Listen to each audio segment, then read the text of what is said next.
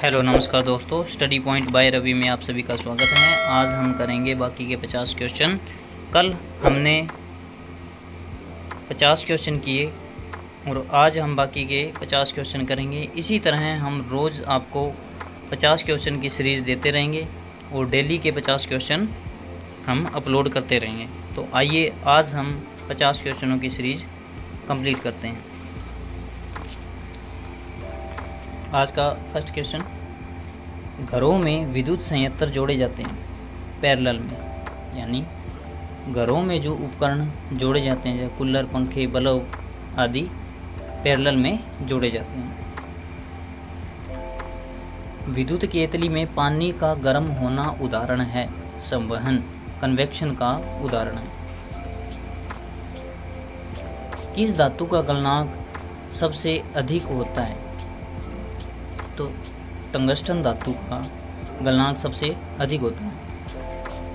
ध्वनि की गति सर्वाधिक होती है, तो ठोस में ध्वनि की गति सर्वाधिक होती है। लाल रंग का गुलाब हरी रोशनी में कैसा दिखाई देता है?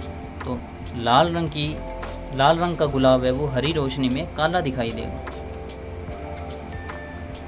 डायनमो का कार्य यांत्रिक ऊर्जा को विद्युत ऊर्जा में परिवर्तित करना डायनमो का कार्य होता है। विलय को विलयन से पृथक किया जा सकता है, तो वाष्पीकरण के द्वारा विलय को विलयन से पृथक किया जा सकता है। प्रकाश वर्ष किसकी इकाई है? तो दूरी की इकाई है। प्रकाश वर्ष दूरी की इकाई है। लंबाई की न्यूनतम इकाई क्या है? लंबाई की न्यूनतम इकाई फर्मी मीटर होती है।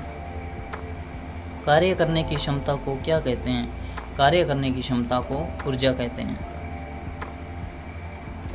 फैरड किसका मात्रक है? तो धारिता का मात्रक है फैरड। ये फैरड भी बहुत बड़ी इकाई है, इसको माइक्रोफैरड, नैनोफैरड ऐसे काम में लिया जाता है। स्पष्ट दृष्टि की न्यूनतम दूरी कितनी होती है? तो 25 सेमी। स्पष्ट दृष्टि की न्यूनतम दूरी 25 सेमी होती है। समतल दर्पण की वक्रता त्रिज्या होती है। समतल दर्पण की वक्रता त्रिज्या अनंत होती है। आइरिस के मध्य वाले छोटे छिद्र को क्या कहते हैं? पुतली कहते हैं। मनुष्य के स्वस्थ नेत्र का प्रतिबिंब बनता है रेटिना पर।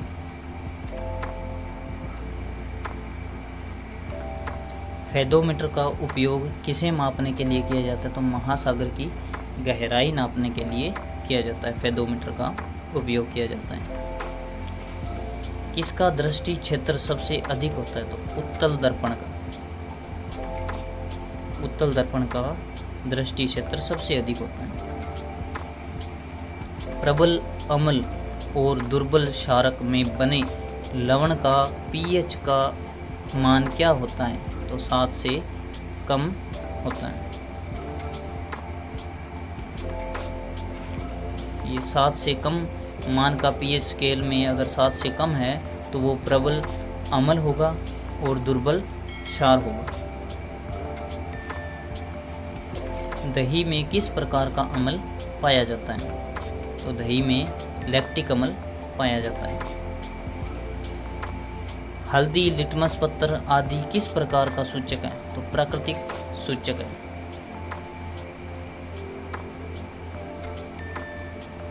अपच। अपच का उपचार करने के लिए कौन सी औषधि का उपयोग होता है? तो एंटासिड का उपयोग होता है। अपच के उपचार के लिए एंटासिड का उपयोग होता है। शाक सब्जियों किस अभिक्रिया से कंपोस्ट बनते हैं? तो ऊष्माक्षेपी से बनते हैं। सोडियम हाइड्रोक्साइड का पीएच होता है 14।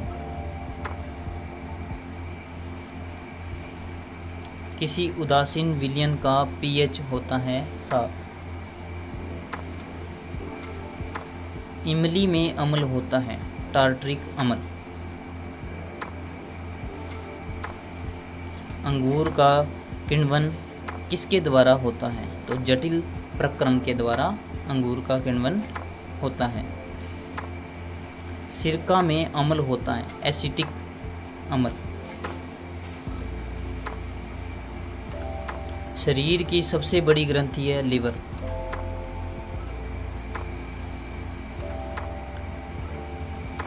शरीर का तापक्रम नियंत्रित होता है हाइपोथैलेमस। कौन सी ग्रंथि है जो शरीर के तापक्रम को नियंत्रित करती है? तो हाइपोथैलेमस ग्रंथि शरीर के तापक्रम को नियंत्रित करती है। एक स्वस्थ मनुष्य का रक्तचाप होता है 120/80।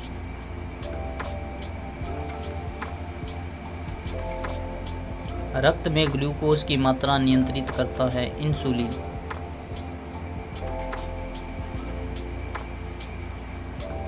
उच्च रक्तचाप को कहते हैं हाइपरटेंशन। फेफड़ा किस आकार का होता है? तो शंकु के आकार का फेफड़ा होता है। हार्मोन शब्द किसने दिया है? बेलिस और स्टार्लिंग।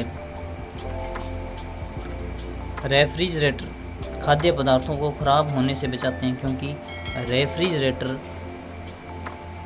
के न्यून तापमान पर जीवाणु और फफूंदी निष्क्रिय होते हैं। सबसे कठोर पदार्थ कौन सा है? तो हीरा सबसे कठोर पदार्थ है।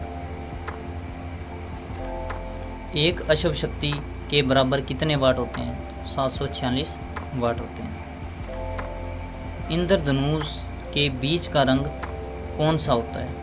तो हरा रंग इंद्रधनुष के बीच का रंग होता है।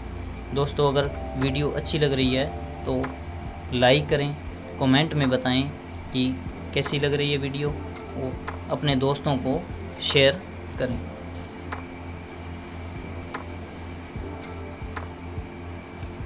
स्ट्रेप्टोमाइसिन की खोज किसने की थी?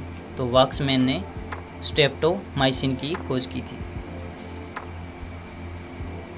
अणु के कृत्रिम विभंजन की खोज किसने की थी? तो फर्मी ने की थी। हाइड्रोजन की खोज किसने की थी? तो कैवेंडिश ने हाइड्रोजन की खोज की थी। गुणसूत्रों में विभाजन न होकर जो कोशिका विभाजन होता है उसे कहते हैं असूत्री विभाजन, अमाइटोसिस कहते हैं। आयनोस्फीयर की ऊंचाई किलोमीटर में होती है, तो 100 किलोमीटर में होती है आयनोस्फीयर की ऊंचाई। आयनोस्फीयर की ऊंचाई कितनी होती है? तो 100 किलोमीटर होती है।